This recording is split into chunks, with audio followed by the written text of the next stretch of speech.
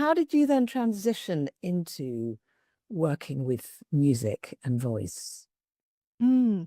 Yeah, it was like a very interesting and kind of non-linear path for me, I would say, because it's not that anybody in my family, I mean, like, my parents or even ancestrally that I know of was an artist or musician. And it wasn't really something that would be talked about, in my home, like even as an option to become like an artist at that time.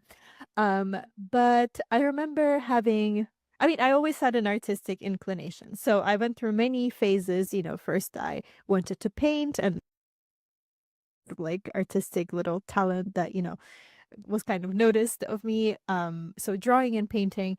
Then I remember having my first piano lesson at 14, and then suddenly this new passion was kind of awakened. At first I thought that was what I wanted to do, classical piano.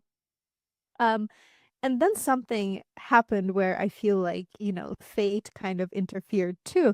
Because when it was time to pick a university, I was very determined, that it had to be Oxbridge. It had to be one of those. And I had to go and study something very academic because I used to be like very good at, just school things, like brain things.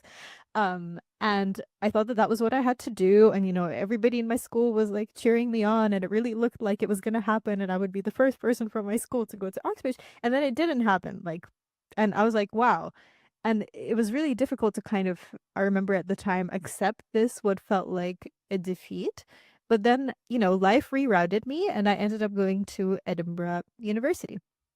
And I was studying English literature over there, but there were also so many opportunities in Edinburgh to do artistic things like acting, theater, musicals. I ended up doing, my first singing lesson over there. So I didn't start that early. I started like 18 or 19. And suddenly I was just aware of this whole new world. And I was like, wow, this is exactly the place that I'm meant to be, even though I didn't think so.